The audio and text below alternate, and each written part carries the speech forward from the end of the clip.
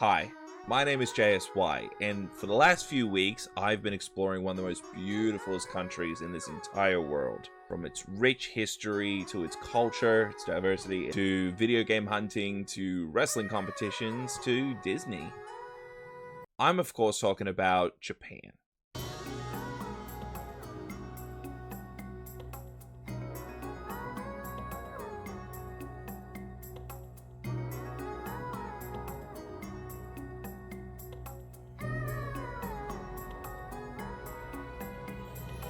Now, I have been to Japan before. I went back in 2022 and had the most amazing time there. Go to my first ever wrestling show, go to Disneyland, go to Tokyo Comic Con, and all sorts of cool stuff.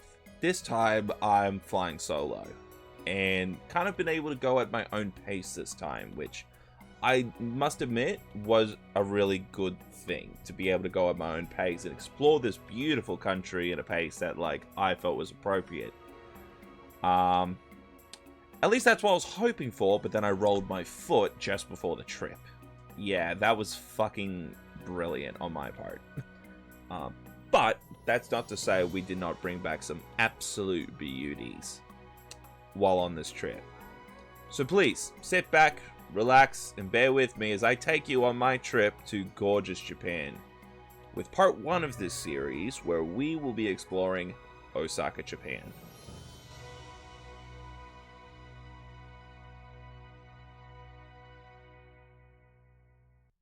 So, after about a 9-hour flight, I finally arrived at Kansai Airport in Osaka, Japan, and I am so goddamn exhausted. Yeah, flying really takes a good hit on me. I mean, I'm autistic, more specifically I have ADHD, so that means sitting there, I'm thinking, god damn it, I've got to bloody do something or I'm gonna die. You guys also probably know I'm not the best with, my pronunciations as I'm reading things. Even reading this thing, I'm thinking, fuck me, I'm gonna die. But either way, you probably knew as much if you've watched my Paper Mario Let's Play. After I landed, I filled out the damn paperwork they throw you the second you get off that bloody plane. And the local train took me into Osaka. More specifically, it took me to where I'll be staying, which was Namba. Which is a really, really safe spot to stay in Osaka. Not only from, just the little bits of bad sides of Japan, but it's very close to the station that can take you to about anywhere you would want to go in Osaka without having to, swap trains and shit. And the hotels around there are really, really lovely. Went straight to the hotel, dropped my bags, and it was fairly late. It was about 9 o'clock in the afternoon when I finally got to the hotel. So, I went to go get food at the most magical place on earth.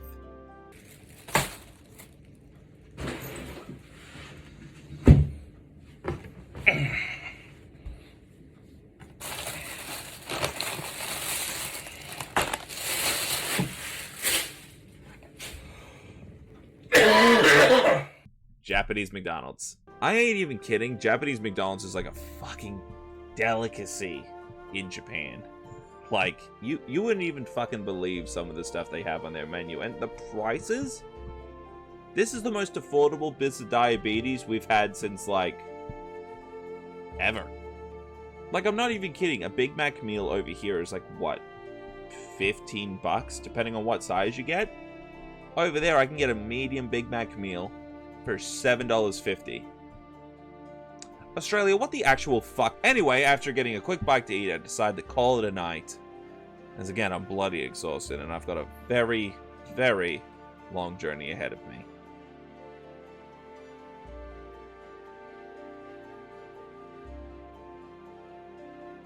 It's the next day, and without hesitation, I went straight back to McDonald's. Seriously, their breakfast menu there is absolutely fucking amazing. There's a particular sandwich that they have, which is called the McGriddle. Now, the people that are watching this from America, I know you guys have this burger. But I live in Australia, and we do not have this burger. And holy shit, I wish we did. Because this is the most sugar I'll ever have having a breakfast sandwich, by all means. But god damn, does it taste good. Seriously, when I'm here, I'm going to have 50 of these. But anyway, now it's time to explore Osaka. Our first stop of the day was a little souvenir shop. It was still really early in the mornings, as I was still adjusting to the time differences, so my body's like waking up at 6 instead of 7. But anyway, I went into there looking for just magnets and like just, you know, your typical souvenir kind of stuff that you would get for a trip. I was kind of also buying things for family while I was over here on this trip. So I'm like, okay, you know what? Let's maybe grab a couple of things, start early while we're ahead. But let's just say there's a reason I've deleted my footage of this place. Anime titties and real titties. Anyway, after buying a couple souvenirs and getting the fuck out of there, I had a bit of a small drink break, and I know what you're gonna say. Man, you've only just started. How the hell are you already taking a drink break? Well, let me tell you why. And it's fucking boiling in Japan. I'm an Aussie and I'm bitching about the heat now. But after I did have a drink, I did go into this little kind of gas station thing called Lawson, which I guess was Dragon Quest themed, this one. Because I found like a bunch of other ones and they had no such collaboration. And they had some good merch in there. I don't really play much Dragon Quest. But the stuff they had in here was really cool. I actually ended up picking up this deck of playing cards. And I don't know, they just looked really cool. It's like they had like the old like kind of RPG fighting enemies on each individual card. So I'm like, oh, that's a really cool souvenir. So I went ahead and picked that one up. But anyway, after a bit more exploring and a lot of goddamn staying inside certain places because the air conditioning in these places were really fucking lovely, we finally went to our very first proper store of this trip, the G Store. Now, this store's filled with tons of anime and gaming goodies, but there was only one thing on my mind at this particular store that caught my eye in the window. And that was New Japan Pro Wrestling. So, if it wasn't obvious to you guys enough from watching all the Let's Play videos and looking at my shirts, I love professional wrestling. I love the WWE, I love AEW, I love New Japan Pro Wrestling. Anything to do with wrestling?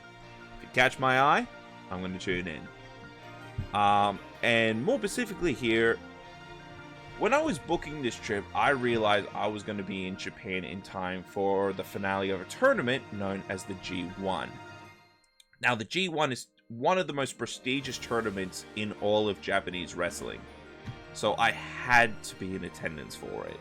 I 100% bought my tickets to the semifinals and the finals before I even came on this trip, and they're actually being delivered to my hotel in Tokyo. I actually even got an email from the hotel on this very day saying, hey, you haven't even checked in, you've already got mail here. And I'm like, okay, just hold on to that one for me. But I wanted to get some merch before I head over there, because I didn't really bring many shirts over with me. I wanted to get a few things while I'm here, but here's the thing with Japan.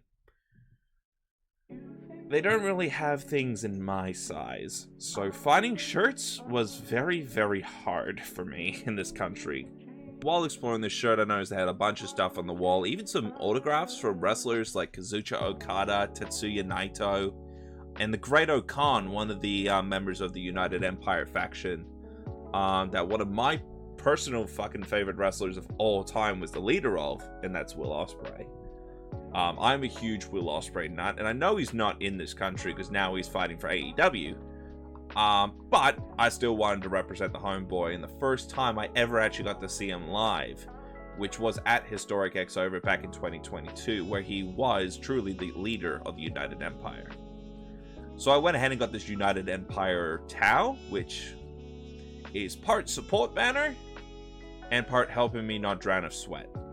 So, you know, double-edged sword there. I grabbed that one and continued looking around the store because, of course, I'm there for some more stuff as well. And I eventually found this little Sonic section, which had some really, really cute stuff in it. Like this little tea towel with classic Sonic all over it. And this little keychain that I thought was really cute. And they had this really awesome mug there as well. They had Sonic on one side and Shadow on the other. And I'm hyped as hell for Sonic the Hedgehog 3 coming out at the end of the year. So yeah, I went ahead to the counter, got those ones, and then kind of moved on because now it was finally a little later on in the day and a few more stores were opened up. And I went into a store that I was very excited to visit, only then to not actually be able to buy anything. And it wasn't for the case that they didn't have anything I liked. They had lots that I liked. but the prices were just extraordinarily high. But generally nothing was catching my eye to the point where I'm like, I have to have this like right now. This is only day one of this trip after all. So I know I'm going to go into lots of stores where they're going to have lots of stock of multiple different things that I like, and I'm going to have to pick and choose between all of them. So yeah, Sweet Potato was a bit of a letdown in that matter. I promise you this will not be the last time I visit a Super Potato on this trip. But right next to Super Potato was a store called Suragaya. These stores ended up being my absolute favorite on this trip. by a long shot. The main items of interest I have on my list to collect on this trip are Switch games that I don't currently own that also aren't available in this country physically, but that are also multi-language. And really anything Sonic the Hedgehog, Persona, Danganronpa, and those kind of things that I could find. You know, stuff that I don't normally see back home. But kind of a side objective that I have that kind of really went overboard, admittedly, on this trip, was gaming soundtracks. So walking into the Suragaya shop, which is more like a second-hand shop, if anything, I was blown the fuck away. They had an entire goddamn wall just for video game soundtracks and anime soundtracks. Now, I didn't pick up anything from this store right away because I really wanted to be mindful of my budget, because I am going into each store with a very strict budget. Now, I didn't know this store was here, so I hadn't actually formed a budget for this, but I had predicted I would spend about 150-ish in Super Potato, which I didn't even spend $1. So I went, okay, so that budget's now probably going to be used for here, because here has actually got some really cool stuff. Man, they had a bunch of different soundtracks. The only one I walked out with on my first visit to this store, because trust me, I did come back, was this Dragon Ball Super Broly soundtrack that had like Blizzard on it and a bunch of other tracks. I very much love this movie, and it was really cheap, so I went, you want to know what? Why not? Why not the first purchase on this trip be a Dragon Ball item? I love the anime. What can I say? I'm a sucker for it. But then I also went into this little corner that had a bunch of like little clearance souvenir kind of things. Like these Kingdom Hearts cups, some Dragon Ball cups, and I got this Snoopy plate from my mother because she adores Snoopy, and this country also very much loves Snoopy. And I found this little tub filled with like Danganronpa knickknacks as well, and yeah, after clearing that out, went to the counter and continued on. But anyway, after getting a quick bite at Wendy's, another store that I really wish we had back home, I decided to do something I wasn't really planning on doing till a little later on in this trip. As I was walking around Osaka, I noticed a lot of signs and posters for a brand new My Hero Academia movie called My Hero Academia You're Next. And I'm like, oh, cool, so new movies come down. I'm like, oh, it's already in theaters here in Japan. So I was kind of thinking, okay, let's maybe go up and see what ticket prices are like. And holy shit, I felt like I walked into a luxurious mansion when I went up that elevator. They had everything from the biggest food stall I'd ever seen in a movie theater, to a bunch of kiosks for you to go purchase your tickets, to an entire fucking gift shop for all the movies that they were playing in the theater, like Inside Out 2, Deadpool and Wolverine, and the My Hero Academia movie. And I'm just going, what the fuck? This place was huge! At that point, I knew I was definitely gonna go see a movie at this place. Now, what I didn't realize was this movie theater also had a 4D experience. And lucky for me, they actually had a My Hero Academia session for, I think it was $240. And it was a 4D experience. So the chairs were gonna move, I was gonna feel all the senses and everything like that. I'm like, well, I'm not gonna understand a damn word they're saying, so I might as well make this visit to the movie theater interesting. And that's exactly what I did. I bought a 4D ticket to go see the new My Hero Academia movie in 4D experience. And I got an incredibly fucking cheap combo. It was... So, like, when you go into a movie theater, you're expecting to spend about, like, 15 to 20 bucks on snacks alone if you're in this country. Not in Japan. I got a popcorn and a drink for $5 fucking. What the fuck are we doing, Australia? Seriously, if this fucking country can give us popcorn and a drink at a decent size for $5 lousy ass, why the fuck am I giving you cunts 20 for smaller? But when it comes to my opinions on the movie, well, I don't know, because I don't understand a damn thing that happened during the film, but I had an amazing time watching the film either way, and the 4D experience was fucking wild. Like, seriously, I almost wish I had a damn seatbelt. I was rocking back and forward, fucking, like... It was the most insane, like, 2 hours I've ever had in my life. Almost to the point where I wish there was subtitles. I wish I knew what was going on, because it did actually look like a really good movie. And it was. I really enjoyed myself. But at the end of the day, I can't give you a plot synopsis. It's the main reason I haven't done, like, gone to see a movie video yet. Because I probably would have done that by now. But I can't really form an opinion on a movie that I really didn't understand. After the movie, I went to the gift shop to go shop around for a little bit, because I'm like, you know what, might as well check it out. And then I saw something really cool that I was not expecting to find on this trip. I saw this little CD at the top with Deadpool's face on it, and I went, is that the soundtrack to Deadpool and Wolverine? And I did. I actually got on my phone, I Google Translate, and I pointed at it, and I'm like, is this the soundtrack to Deadpool and Wolverine? And he said yes. So naturally, my reflexes automatically grabbed my wallet, threw it on the counter, and said, yes, please. I'm not sure if I really mentioned it, but that movie had a great soundtrack. So I was very happy with the idea of picking this up in CD form. The only song that's missing from this soundtrack is like a little prayer.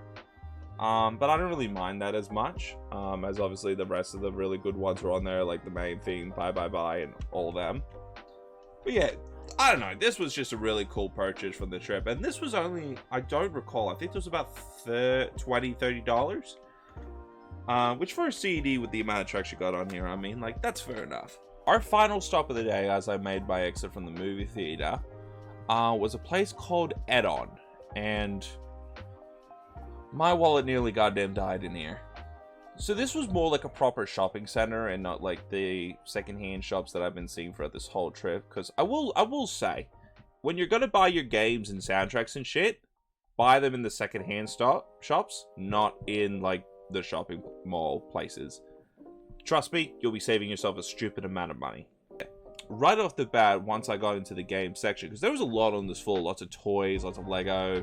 But most importantly, lots of video games. And the very first thing I found was this stupidly fucking cheap copy of Detective Pikachu on the Switch for like $20. And this is like still like a $60 game out here. So to find this for like 20 bucks, I mean, to me was an absolute steal. So I definitely went ahead and grabbed that one, as you can see here. And then I also went ahead and found this copy of Skyward Sword, which was only 35 bucks, which, I mean, again, another absolute steal. A game that I don't currently have in the collection, and I get to have that beautiful Japanese cover art to it. And all these are multi-language as well, so these will automatically translate into English the second I put them into my Switch. But at that point, I was about ready to be done with this store, and then, as I checked out these two games, and I also got like a little boo mask because I wanted to round it up to get the tax-free, I saw this, and the damage to my wallet speaks for itself. For those that don't know, Sonic and Friends is this little kind of social media show on the Japanese social media channels for Sega, which is kind of just like them being a bit like really cutesy and chibi and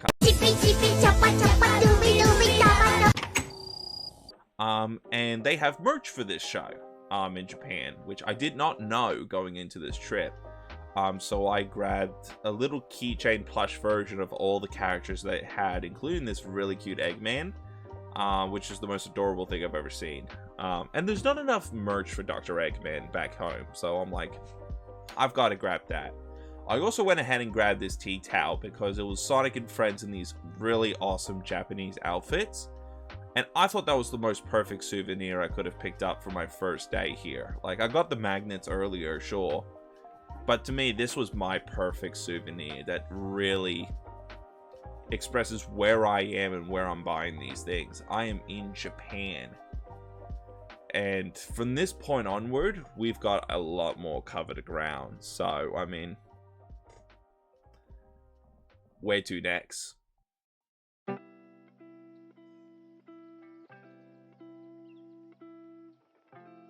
Osaka Castle is a place I've been wanting to visit up close and personally for a very long time.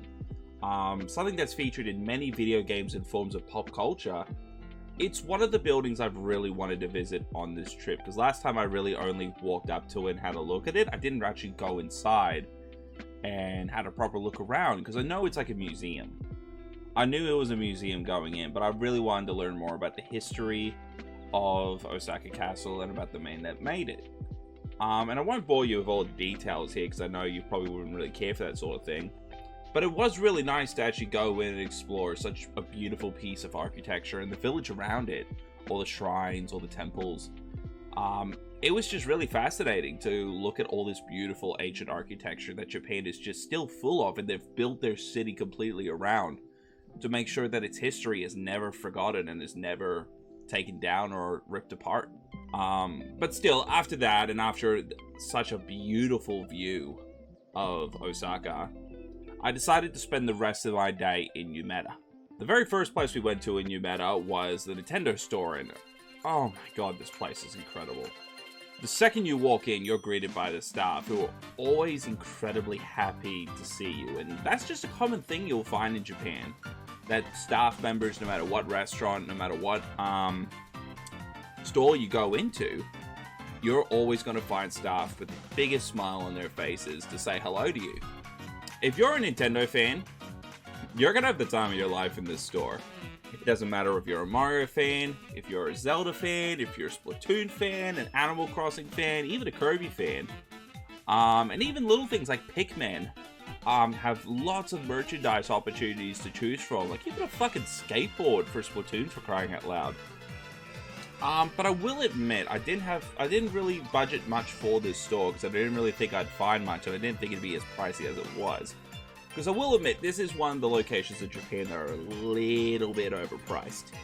But being a licensed store, I mean, I should have come to expect that. I really didn't know what I wanted from this store. I knew I loved Zelda, I knew I loved Mario, and all these things, Splatoon and all that. But I still really didn't know what I actually wanted. That was until it was right in front of me. The complete soundtrack to The Legend of Zelda: Tears of the Kingdom. Oh my god, I was about to cry holding this thing. I don't really know where my obsession with soundtracks really came from. All I've known is ever since I was a kid, I will always jam out to video game music, whether it was from Sonic, whether it was from Mario, whether it was from Saints Row, even though those kind of games had real-life music, I just didn't fucking care for it. But video game music was always something I preferred. There's no other genre of music for me that can satisfy my itch for just good music. And this game's soundtrack is no exception to that. I had the time of my life playing The Legend of Zelda: Tears of the Kingdom. It's the first Zelda game I've actually put effort into actually completing. I'll admit, I've never finished a Zelda game from start to finish ever before Tears of the Kingdom. Tears of the Kingdom encouraged me to not only explore, but to actually try and actually save Zelda. And that's crazy, because I've owned many Nintendo games over the years, but they've never encouraged me to really put in the time and effort to actually finishing the story. Now I will be doing a Let's Play of the new Legend of Zelda Echoes of Wisdom when that comes out, because that one's definitely caught my interest. But when I saw this soundtrack, it was a no-brainer that I had to pick it up. Then, as I was keep looking around at the different things and like all the bigger things that unfortunately I had no really room for, because you know they were either over budget or they were too damn big, I found this bullshit big wall filled with amiibo. And I'm not talking like a couple of amiibos that are like coming out recently. I'm talking a full bloody wall that almost had the complete lineup of amiibos. Like almost the whole lot. From almost every single Smash Brothers amiibo to the Mario amiibos to Splatoon to Metroid. Just so goddamn many. One particular amiibo I've never been able to find was the Advent Child Cloud. And it was just hanging there for $20 fucking. I'm sorry, what? This amiibo online at least goes for a couple of hundred, but it's just sitting on a shelf here for $20 fucking. So there was no way I was leaving that behind. I would have felt like a complete and utter dipshit. But the fact that I found this amiibo in every single Nintendo store I went to just blew my bloody mind. I should have bought 2 of the damn things. After the Nintendo store and after spending $200 fucking, I'll admit the last few days started catching up to me at this point, being really tired still from the plane ride because I haven't had a good chance to get a proper sleep. And the fact that the bed's hard as a fucking rock. There were other stores in this building near the Nintendo store. There was a Capcom store that had some really cool stuff in it, but I didn't get anything Capcom this trip. And then there was a Pokemon Center there, which was just too fucking... It was way too crowded for me to really get a solid look in to see if there was anything I was generally interested in. And even then, I'd already far exceeded my budget for that day regardless. There was even this One Piece store that had like it was just this huge area of One Piece merchandise. Too bad I'm a Dragon Ball fan. Like, look, it's a show I'm gonna watch eventually, but there's like, what, 1,000 fucking episodes? It was already hard enough catching up to Dragon Ball when I went into it like very late into Super's like life cycle. So I'm not that keen on binge watching this whole damn show. But hopefully next trip I'll watch the show, hopefully at least halfway through, if not in full. So I can get a better appreciation for the One Piece stuff here next time. Especially considering the amount of One Piece stuff we'll be experiencing tomorrow. But anyway, headed back to the hotel, got some food on the way home, and decided to call it there for the night. Because again, I didn't really want to overexhaust myself today because tomorrow I'm going to need all the energy I can get.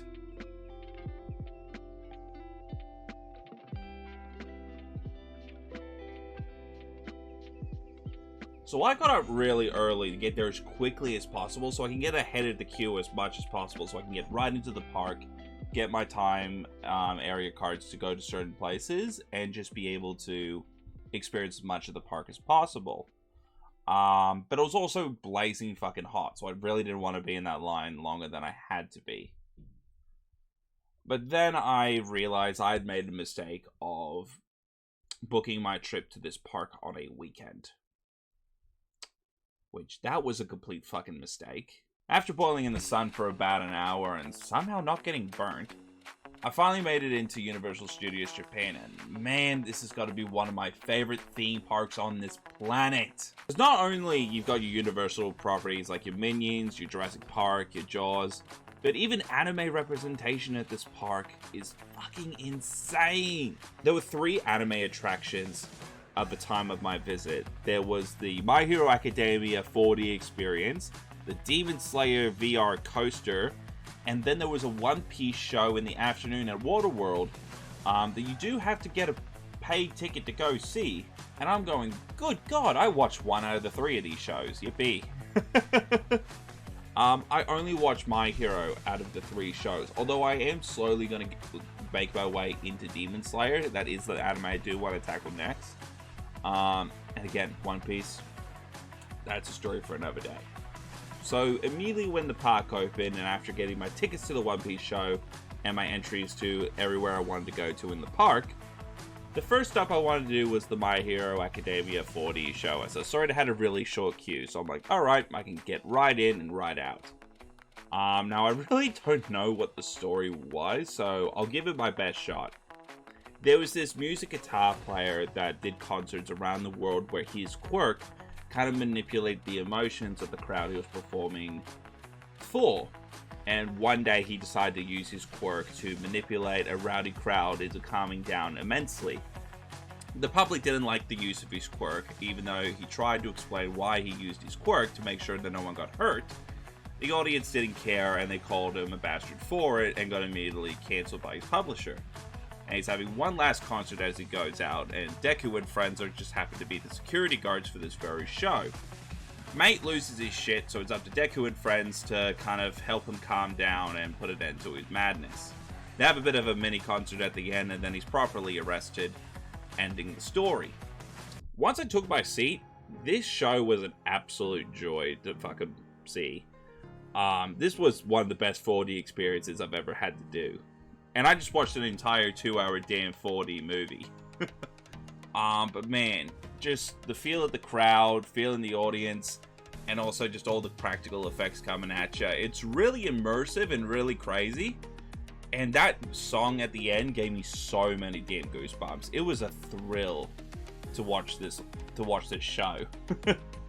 It's so hard to explain because I feel like I'm just jumbling my words up a bunch, but it was really an experience that I don't know how to properly describe other than I felt absolutely amazing walking out from it. I almost wish I closed my day with this ride instead of opening with it. But anyway, after being banished through to the gift shop, which I spent more money, more specifically on this really badass Bakugo mug that was really, really cool. It's like a silicone sleeve, and oh fucking Jesus Christ. Anyway, I left there and I realized I had a little bit more time before my early reservation into Super Nintendo World, because I was actually pretty lucky to get a pretty early entry into that area, because you do need a reservation to go into the area.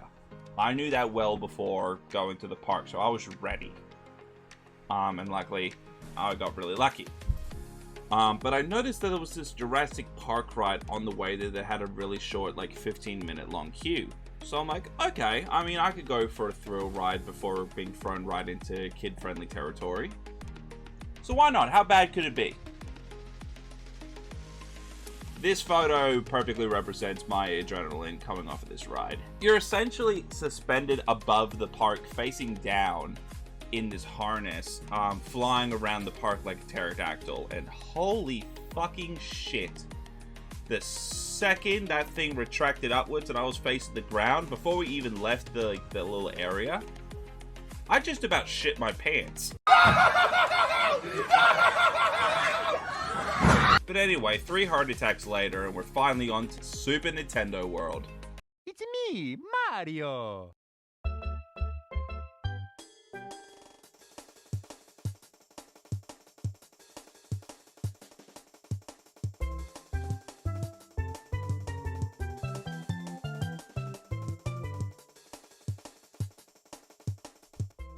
Super Nintendo World. I mean, what else do I say? This place was absolutely breathtaking. I got immediately equipped with this power band, and which, man, was not cheap. But headed straight to Bowser's Castle. I was prepared to kick his ass. But instead we played Mario Kart. The queue line to this ride was so incredibly amazing with detail. Like this awesome Bowser statue at the start. And all the different banners and enemies and stuff that you'll see. All the props that are kind of hidden around the area. This was one of the most jaw-dropping ride lines that I've ever seen. The queue lines in every single ride I went to on this trip was absolutely insane. But anyway, I got to go into the single rider's queue, which was a bit longer than the one in Jurassic Park. But man, that Mario Kart ride was so damn trippy, but so damn cool. We put on these goggles, and we're able to shoot shells at different carts and enemies to score points. I ended up actually winning the race somehow, and I went to the gift shop, saw this trophy, and immediately went, yep, I deserve it. After getting a couple of merchandise goodies, I immediately got off and booked it over to the Yoshi Adventure ride, as I still had quite a lot of time before my reservation to the Toadstool Cafe. This ride was really slow, and I don't particularly care for it. You hop on a Yoshi, and you go around, and you basically experience a little mini story of the Yoshi's Island games, which is really cool to see that represented. But obviously this is one meant for people that don't really want a long adrenaline-seeking ride. I don't particularly think I'll be going on this one ever again, but still good just to go on to say, hey, I got to go on the ride. After that, I did crash for a little bit. I did get myself a drink. I got this really cool Fireflower cup, and I just got some Coke in it. And although that did cost a bit, it was just good to kind of just sit down, cool my body down, and be prepared for some absolutely amazing damn food. Going into it, I really wasn't expecting this food to be that good. But God, this place looks incredible to the point where I didn't even care if what I ate was complete and utter dumpster fire. This place looked incredible, and there was even like a little invasion from Bowser halfway through on these little TV windows that they had. Of like the Mushroom Kingdom getting attacked just halfway through. Here I am eating my pasta going, huh, we're gonna die. But I went ahead and ordered the carbonara Yoshi pasta, because I really miss pasta, and I love carbonara. I didn't even notice the little egg on top was actually a proper egg. I just ate a Yoshi. I also got the mushroom soup, which was very creamy, a little bitter, but not too tangy to the point where it felt disgusting. It was really, really nice. And they even had these little bickies in there that kind of looked like mushrooms. This was really nice. It was something to kind of help wash everything down. And I also got a gold pole. The gold pole cake, which I might have stolen that little flag on the top of it, but you know, I don't think they need that back. But it was such a delicious cake. That was one of the best cakes I've ever had in my life. It was like multiple different flavors. I can't even recall the flavors they were all at. It was like some kind of, it was like a Napoleon ice cream almost, like that taste of vanilla, chocolate, strawberry, a little bit more. But it was a damn fine cake, that's for sure. But yeah, if you ever get a chance to eat here, absolutely eat here. The food is absolutely amazing. I promise you won't be disappointed.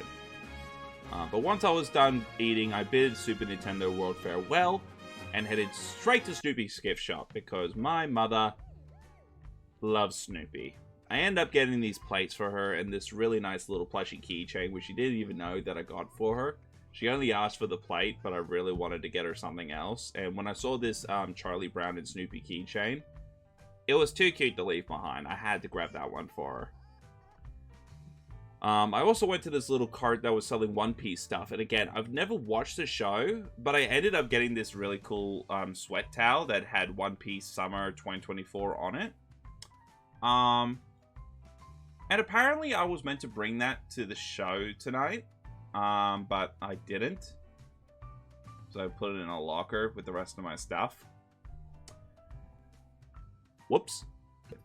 At this point in the park, I'm really exhausted. And this is kind of where my day went from really awesome to me almost having a panic attack. To put a long story short, I lost my phone at Universal Studios Japan. So I was trying to go on the Demon Slayer ride, but I needed to go get myself 100 yen to use the lockers to store my stuff in while I was going to ride on the ride. And I was looking everywhere for an ATM, and I finally found one. I think I put my phone on top of the ATM, used it, and then left it behind. And I didn't really realize until after I stored my stuff away, I'm like, oh shit. I've lost my phone. What am I going to do? And I'm running up and down the park, like at the main street of the park, like absolutely crazy. Luckily, I'd lost my phone not far from the service desk. So clearly, one of the staff members had found my phone and immediately like took it to the service desk to like take care of it. And I visited the service desk eventually because I'm like, help, please, I need to find my phone. It's got all my information on it. For not only my hotels for the rest of this trip, but also my flight to even get home. And luckily, she came out, and it was on a nice, silky, velvet pillow. And she took the cloth off and revealed my phone was safe and sound. And suddenly, I felt so at peace.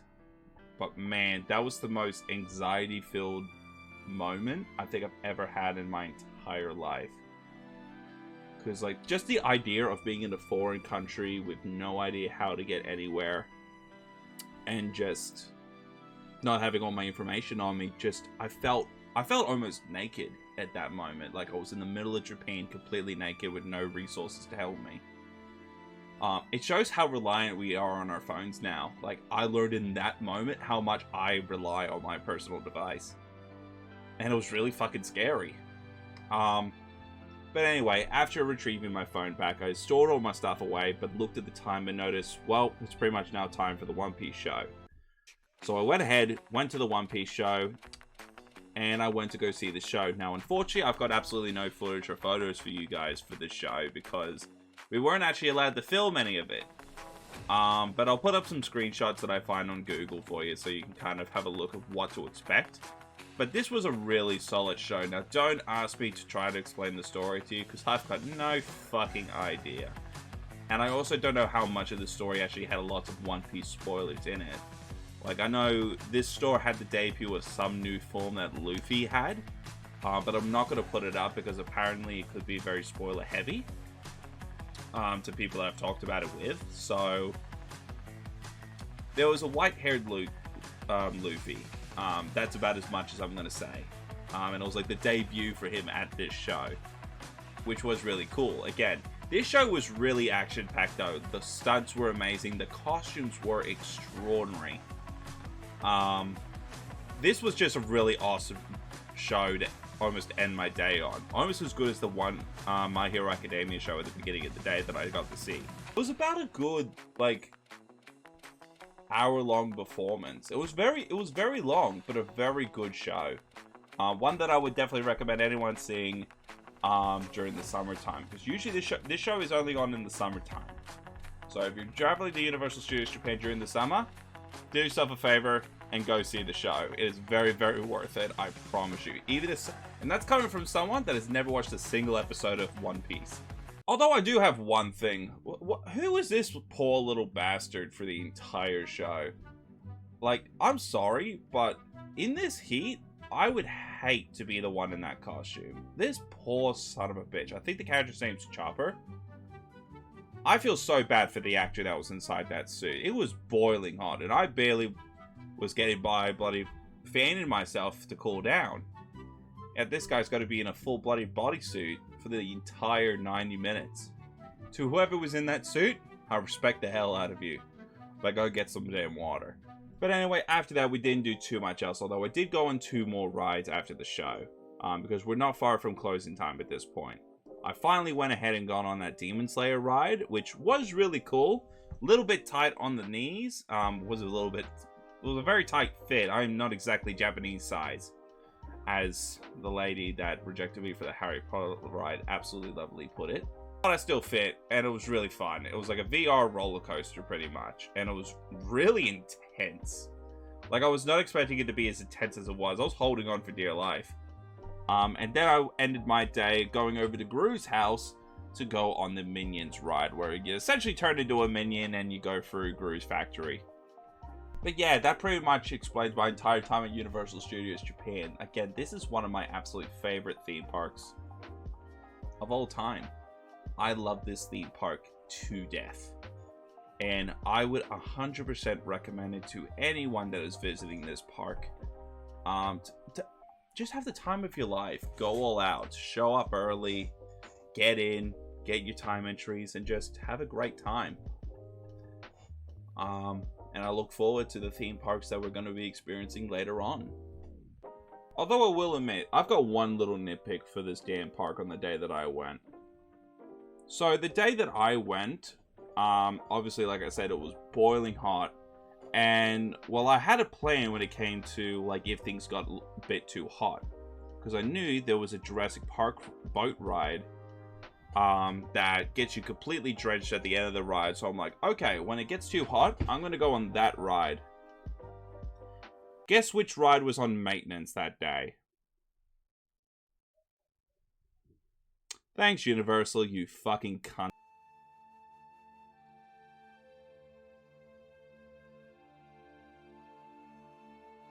I woke up the next day and I was obviously feeling really exhausted, so I decided to sit down and watch a baseball game.